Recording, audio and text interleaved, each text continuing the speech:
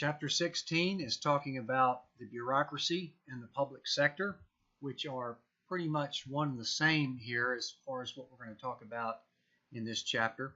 Now, the book's chapter is fairly short and pretty generic, so as you will see pretty quickly, I'm going to talk about the bureaucracy in a little bit more detail and a little bit more specifically, particularly in terms of the United States, so that we can get a little bit better idea of what the bureaucracy is. Now, what we're talking about with the bureaucracy is the public administration of a state. This is the executive branch. So this, as we've already talked about, this is the branch, particularly in the United States, that the president is in charge of. And so therefore, he is over all of the various government agencies and departments that we will look at here in a org chart in just a minute. So, for example, if we were looking at the Parliament in the UK, the cabinet would be over the administrative functions of the state. So that would be their form of the bureaucracy. In the United States, we have the three branches of government with checks and balances and separation of powers. And the bureaucracy is that part that's underneath the president in the executive branch. Now, in the United States, these department heads are appointed by the president. Of course, they have to be approved by the Senate. But bureaucrats typically has a negative connotation, as we'll see here in a minute. But bureaucrats are the people that work for government, generally.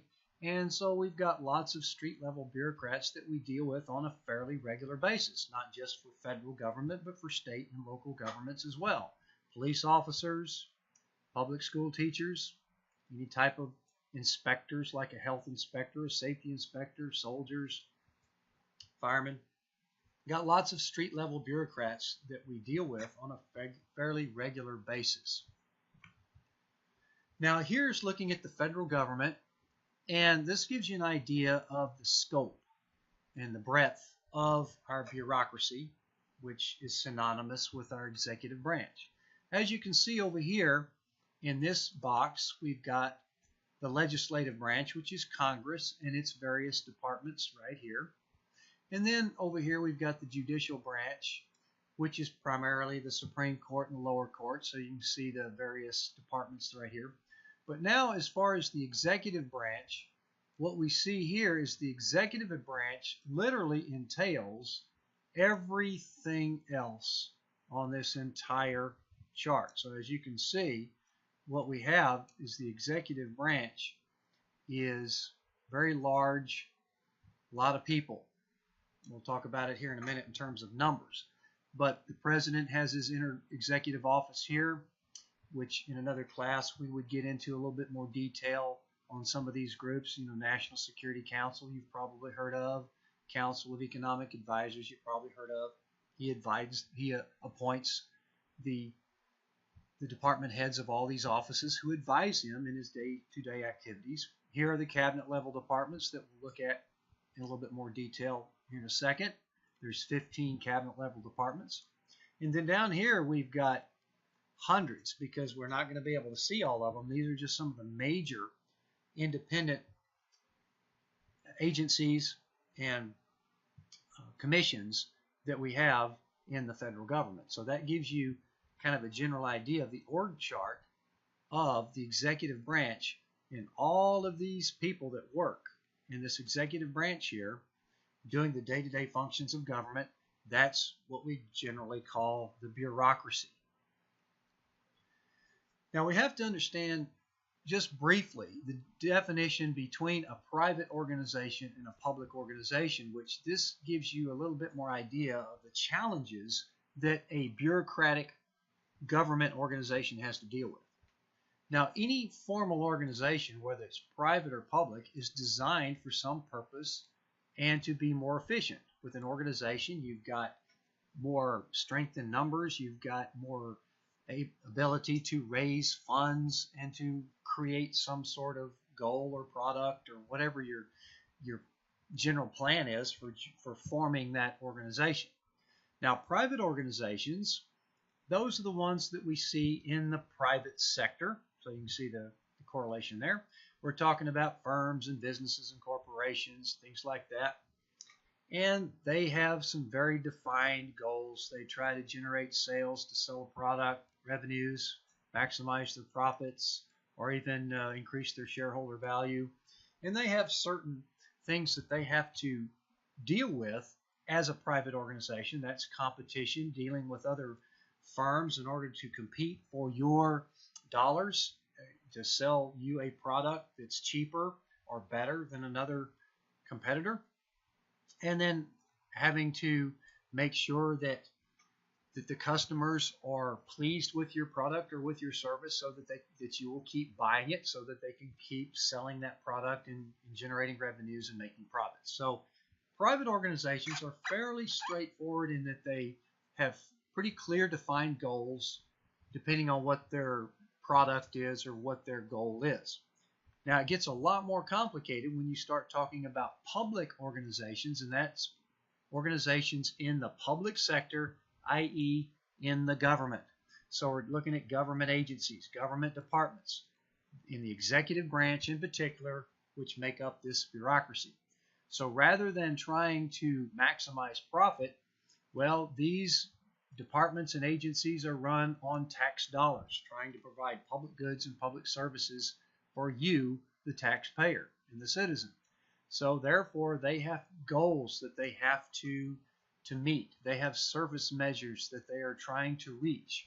For example, the Department of Motor Vehicles, they are trying to give you your driver's license and perform other services, and they don't really have anybody to compete with, because that's the only agency that you have to deal with to go get your driver's license. So therefore, you could be standing in line for a long time just to get your driver's license. And so the director of the DMV would try to improve the service measures by perhaps making better directions, more signs, adding more personnel. That requires getting a bigger budget from your bosses in government. You're trying to increase your public satisfaction by perhaps maybe minimizing the time that you're waiting in line, or the confusion that you have to deal with to go through and get your driver's license renewed or whatever. Another thing that public organizations in the government have to deal with is that because they're financed by taxpayer money, we have a right to know what they're doing. We have a right to know exactly what they're spending their money on and how they're spending it. And so therefore, you're kind of operating in a fishbowl, so to speak. You're not trying to maximize your profit. You're just trying to deliver public goods and maintain public satisfaction through transparency, and trying to perhaps reach these goals through a designated budget. And if your budget is not enough, you may not be able to provide the public goods that you would like to, so you may need to increase your budget. That has to require a political process to get more added to your budget. So another thing that public organizations have to deal with is the politics, because all of these public organizations, as I said before, every one of these department heads is appointed by the president. In the federal branch, in the state branch, they're appointed by the governor. And so therefore, they are appointed based on the political party that's in charge at the time. However, the bureaucrats that are providing this service, whether it's the teachers, the police departments, or the health inspectors, they are trying to respond to the citizen by giving them their public goods and public services as they need, regardless of what the politics are overhead. Because every 4 years, particularly in the federal government, you probably will have a completely different boss at the top of your agency. But you, as a street level bureaucrat, whether you're a inspector or a soldier or a police officer or a teacher, you still have to provide that service. So as you can see, the public organizations are dealing with some very much more complicated measures and goals than a private organization may necessarily have to deal with as far as measuring their success. Now, let's go back just a second, because this little cartoon suggest the negative connotation with bureaucracy. Because if I would ask you, what is your perception of bureaucracy when you hear that word? And generally it's negative. Most people think of this concept of red tape or waiting in line or poor service or incompetent officials that you can't fire, stuff like that. We'll address some of those issues here in a second. But what a lot of people don't realize is that you're dealing with a lot of government agencies on a fairly regular basis and don't even know it. And as far as the public satisfaction, we do see that government service and government employees typically generate the same general satisfaction levels as private organizations would.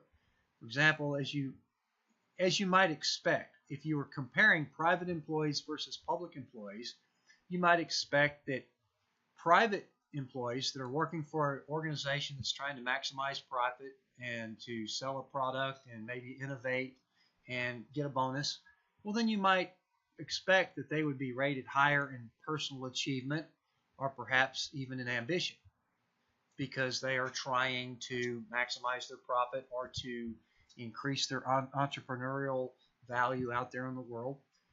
But when you look at things like educational achievement or civic duty, public service, compassion and self-sacrifice and ethics and things like that, we see that public employees are rated even higher than private employees. So there you can see, even as far as when it comes to work habits and competence, we see a relatively equal ratings across the board. And as you can see, this is from numerous sources over the years of political scientists that study the public satisfaction of the bureaucracy as compared to public satisfaction of a private organization like Microsoft or Google or Apple, stuff like that.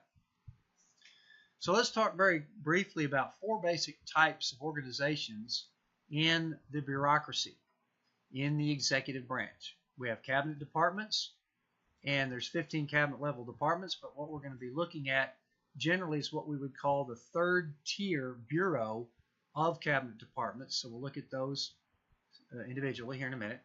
We also have numbers of independent agencies in the executive branch. There are some examples right there. We'll talk about some more of those in a minute. We also have government corporations in the executive branch. Post office is one of those. We'll talk about why they're called government corporations here in a minute. And then a fourth type of organization in the executive branch are the regulatory commissions. So we'll talk about a few of those here in a second. So first of all, let's look at some various cabinet level departments. Here's the Department of Justice, one of the 15 cabinet departments. As you will recall, when we go back, let me just show you that again. Here's my cabinet level departments right here. There's 15 of them, and there's the Department of Justice right there. So what we're going to do is zoom in on the Department of Justice and look at their org chart. And the important thing to realize is that there's deputy secretaries and undersecretaries, and there's administrative offices in each of these branches. But as far as the bureaus that we deal with that get the work done, we're looking at the third tier bureaus, and here's, in this particular case, here's the third tier bureaus of the executive branch, and some of these should be fairly well known. FBI, DEA, there's the DEA right there. There's the United States Attorney's Office right there. There's the Bureau of Alcohol, Tobacco, Firearms right there. We've also got Bureau of Prisons, United States Marshal Service right there. So there's the third tier bureaus for the Justice Department. It's the executive agencies where the bulk of the work is done as far as providing public services for the citizens. Here's the Department of Homeland Security, which was created after 9/11, and it required a reorganization of government. So as you can see up here, we've got our deputy secretaries and our administrative offices. But what's most important is the third tier bureau level organizations right here. These are the ones that are providing the public goods and services that we recognize. So here's TSA. If you've ever flown in an airplane in the last 10, 15 years, you're probably very familiar with the TSA. Here's the Customs and Border Protection. Here's the Immigrations and Customs Enforcement right here, ICE. And this actually, Customs and Border Protection, this used to be considered or known as the Border Patrol. Very important agency as far as the immigration control. That's a fairly controversial issue right now. The Secret Service is also located in this branch, as is FEMA, as is the Coast Guard. So let's give you a couple of examples. Here's the Department of Treasury, and I blew up the third tier bureau levels right here. So some of these you're probably familiar with. As far as the third tier bureau, there's the IRS, third tier bureau in the Department of Treasury. Department of Defense.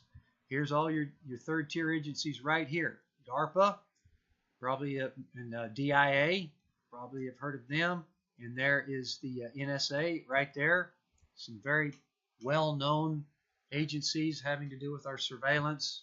And DARPA, a agency that is looking at research projects. So let's talk about some independent agencies.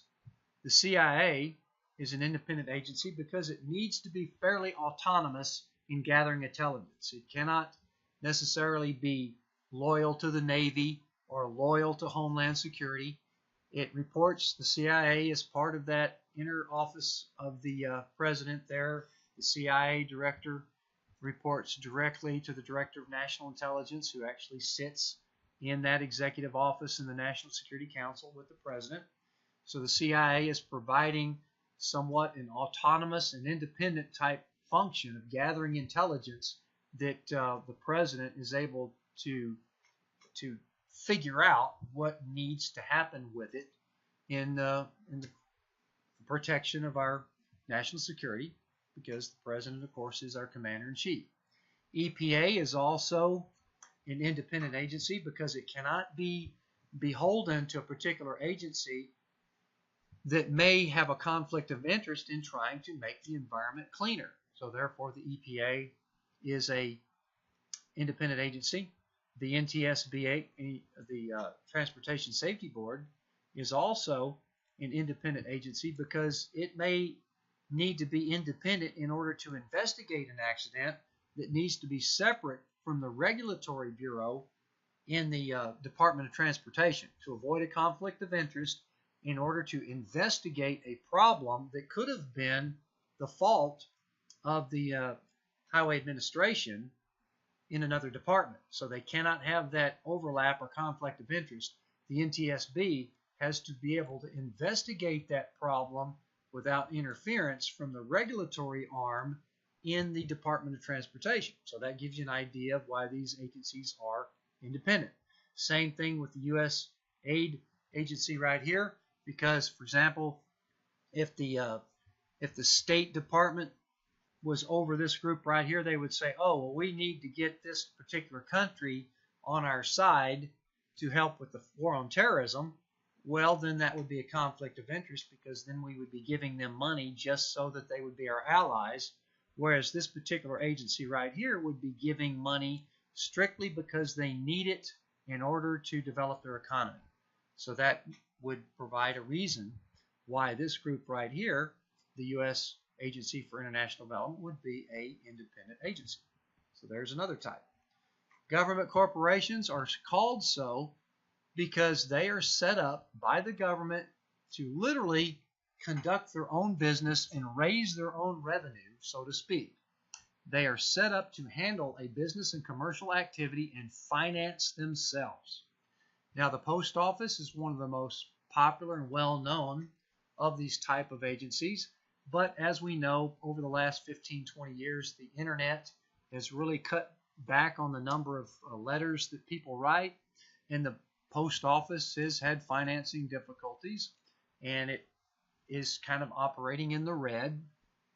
And so government has to help keep it financed. So the post office is investigating ways to try to make it more financially flush. So that's a challenge that the government's looking at. The Federal Reserve System, we've talked about that just briefly. The central bank is able to finance itself because all of the banks that are members of the national banking system, the Federal Reserve System, are paying fees, and they also can charge interest on their loans to the member banks. So the Federal Reserve finances itself, and as well as they take the money that the Treasury prints and use that money to feed the monetary system. Federal Reserve is actually given quite a bit of money back to the Treasury as a result of what they can make on their interest and member bank fees.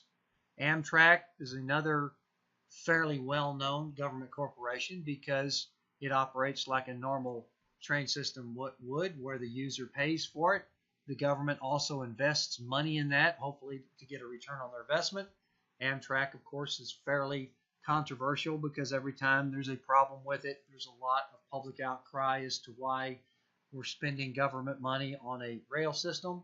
So that, clearly you could argue either way that a government-run rail system would be very helpful and useful and would provide, perhaps, such as in countries like France and China and Japan, where they have incredibly sleek and modernized public transportation systems. Not quite so much in America because of our general attitude towards spending money on public goods such as this. So it will remain controversial for a long time. And then there's other government-sponsored enterprises like Fannie Mae and Freddie Mac, which are financial institutions that provide loans for people, particularly low-income people, to get into houses. So those are some examples of government corporations. And the last type of government agency is the regulatory commissions. These are typically led by three-person panels. All three are, of course, appointed by the president. And what these regulatory commissions do is provide the regulatory function over all the different sectors of our society. Federal Trade Commission regulates the trade system. Federal Election Commission regulates the elections, as you can see. Product safety, regulated. Futures trading, and as far as the stocks and bonds and derivatives trading in our financial system. And of course, we also have an Occupational Safety and Health Review Commission that, again, is a regulatory arm that may need to be private. Of course, this is a review commission that might be reviewing some problems, which could also make it necessary to be in a separate category than what OSHA would be in the Department of Labor. So again, we're just getting kind of an overview here of the four types of agencies that we have in our bureaucracy. So now let's talk about why we have this bureaucratic organization in government. In pretty much any government, you have a bureaucratic arm that does the day-to-day administrations of the government.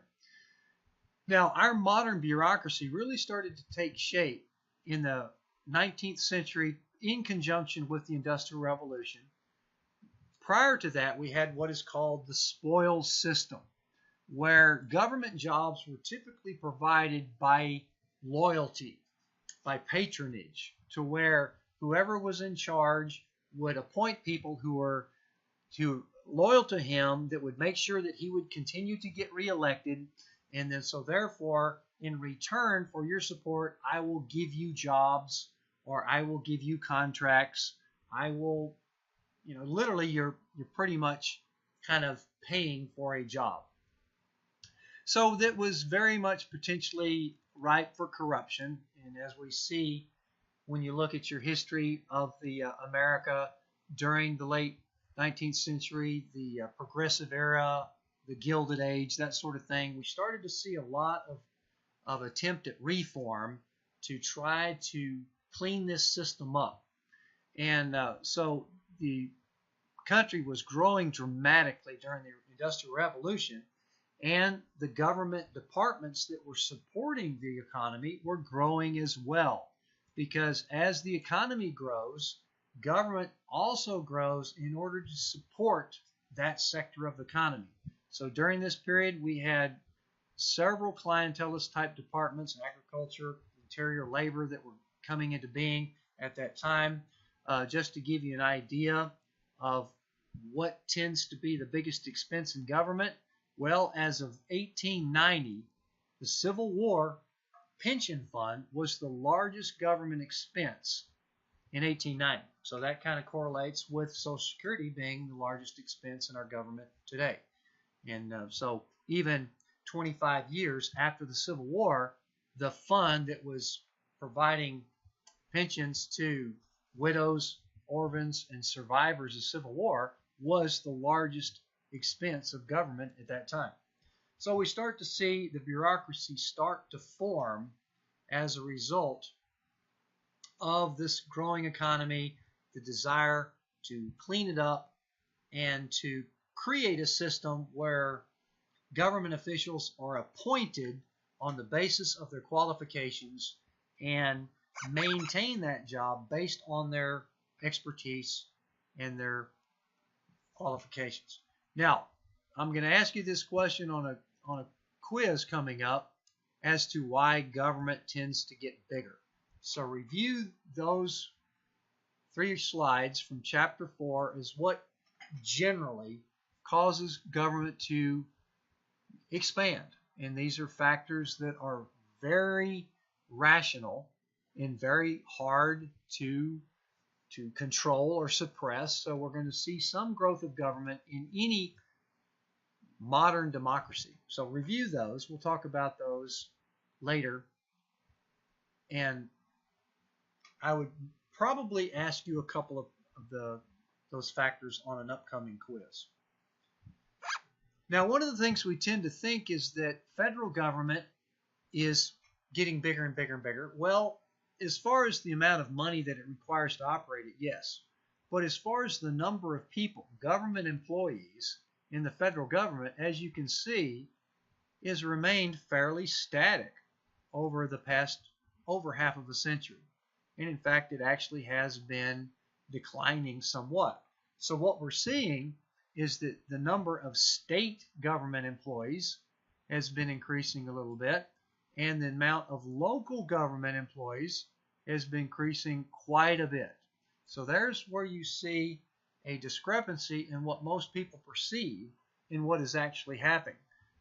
Government employees is around 2.7 million, and this is not including uniformed military personnel, which puts it up to a little over 4 million. But as far as civilian government employees, we're at about 2.7 million employees, which puts it about the same level as it was many decades ago. But local bureaucratic employees have been rising, somewhat tapering off a little bit here. Now let's talk about, as this bureaucracy took shape, particularly in the late 1800s and the early 1900s, there were some scholars that were really studying as to what is this animal that we're creating.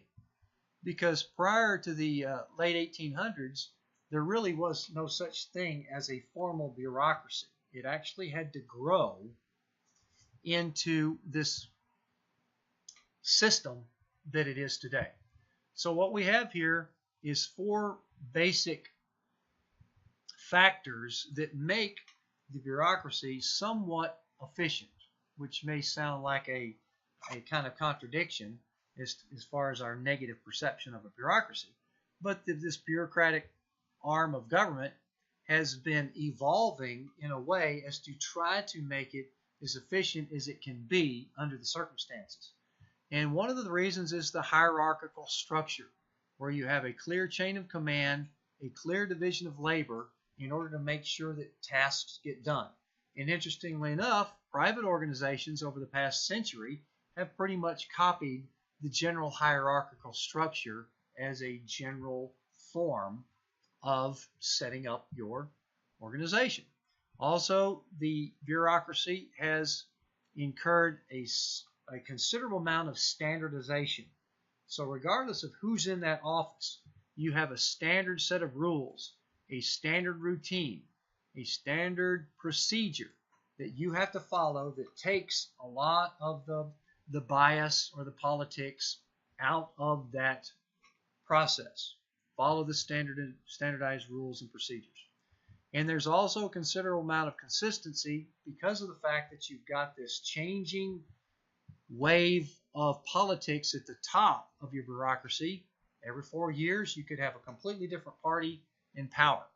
But according to the civil servant system, to where you're hired on the basis of your qualifications, civil servants maintain their jobs in general, despite the shifting political appointees above them, and civil servants are provided some form of tenure to give them a little bit more security in their job, which could be a little bit more routine, right? You're not going to get a bonus working as a government employee, but you also have some other things such as tenure or pension plans that provide a little bit more incentive for you to be as a civil servant, that you don't perhaps get some of the benefits of being in the private sector of huge raises or bonuses or being the owner of your firm, that sort of thing.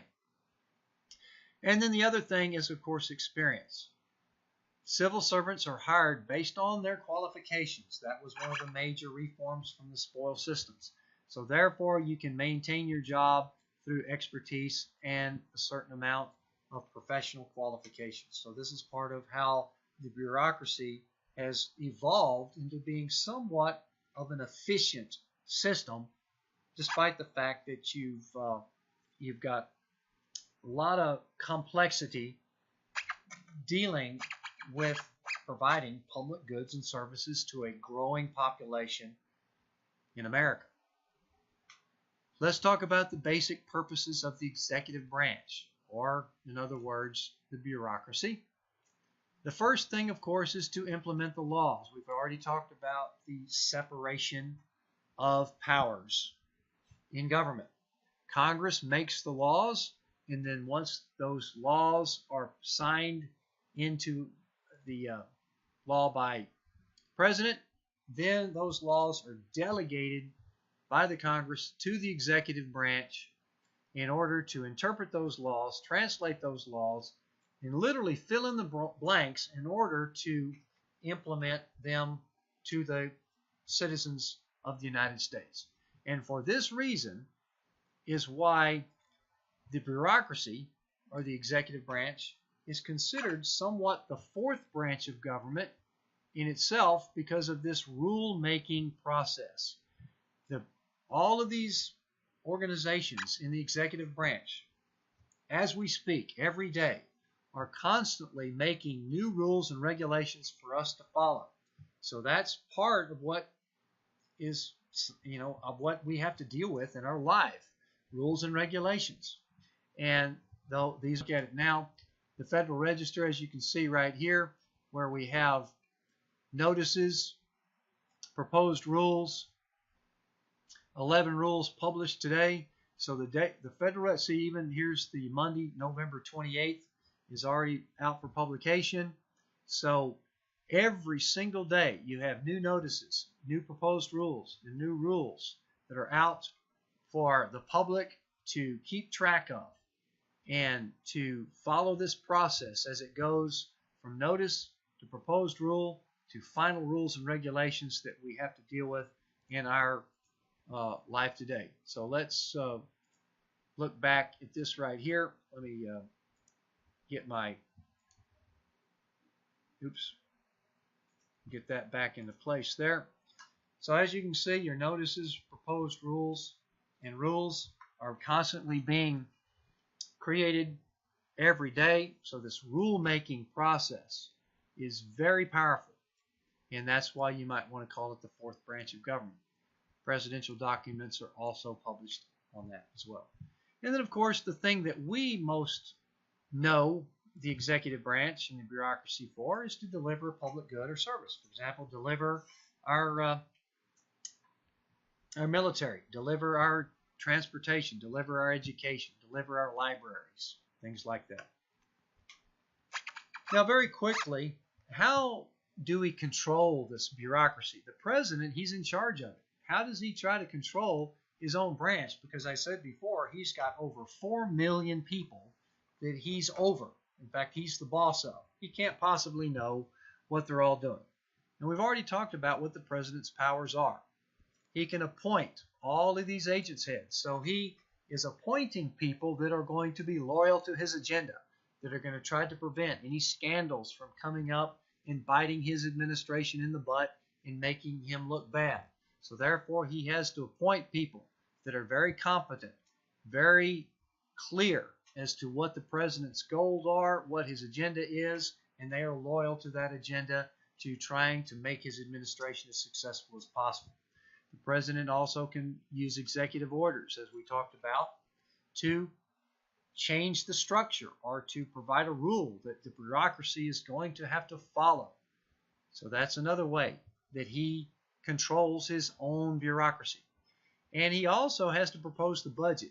And if a certain agency is not getting their work done, he could perhaps say, well, you do not need as much money, so I'm going to slash your budget, and I'm going to propose that you get less money next term. And he may also say that you're going to get more money next term so that you can improve your service on your public goods. Now, what does the Congress do to try to control the bureaucracy? Now, one of the things that they can do is what is called legislative intent. They can make those bills as specific or as vague as they want in order to try to get the bureaucracy to get under a little bit more control. For example, if they are trying to pass a bill, a tax bill, so the IRS is going to have to deal with this bill, so Congress could make that bill very specific. They could make a 500-page bill so that the IRS has to do exactly what's in that bill. So therefore, that's a way that Congress is putting them on a short leash and trying to control what the IRS is doing by making that bill more specific. Now, on the other side of the coin, for example, they could make a bill that's pretty generic or vague, for example, to the EPA, and say, okay, we just want you to lower pollution on a certain industry, and so they can make a very short bill.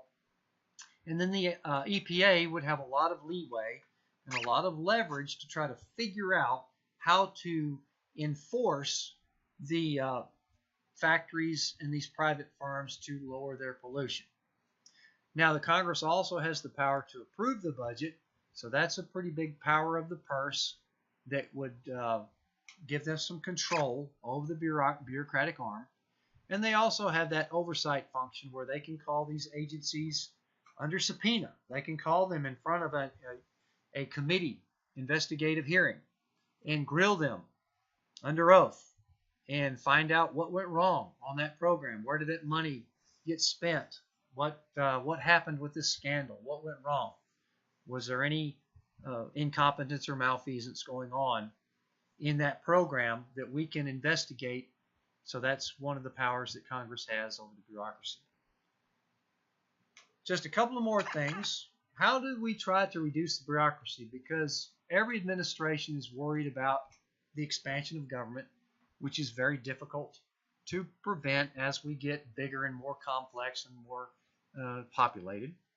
Now, one thing that they can literally do is cut a program or terminate a program. This is very difficult to do because once an agency gets formed, you have functions that it provides, you have clientele that it provides a service to. It's kind of difficult to cut an agency. So they may do this incrementally over time or reduce their budget or perhaps set a target date out in the future, say 10 years. We are going to cut this agency in 10 years, so therefore you can see it coming. So that's one way. They can also deregulate by reducing the amount of regulations that are required on a particular industry in the private sector. And so therefore, if you have less regulations that you need to enforce on that industry, well, then you need less inspectors. You need less regulators in that agency. So therefore, that's another way of cutting back on personnel and the bureaucracy. Another thing is called devolution. And that's typically what federal government has been doing for a long time at various rates, is that they're delegating or passing down to a lower level of government to a state agency, or to let the state handle that, such as the welfare delegation down in the 90s to the new welfare program. However, much of the federal expense remains here because the federal tax dollars have to foot the bulk of the bill. But what they are doing is delegating the manpower to do that job, passing it down to the state government, or even perhaps even lower to a local level government, in order to get that public good or public service done. So that's why you see the increase in the state and local employees. However, the federal government expense still gets bigger because it has to foot most of the bill. But devolution means at least we're trying to pass down a lot of that manpower to a lower level of government. And then one final way to try to reduce bureaucracy is, of course, very difficult, is to privatize that particular sector. And that's difficult to do because if somebody could make a profit off of that public service, then somebody would be doing it very successfully for a long time. And that's why you have various attempts to privatize education, privatize transportation, and but in general, if it's a public good, that means it's fairly difficult for somebody to make a profit off of it. So that's why most of the goods that we consider public goods and public services are typically have to be handled by the government.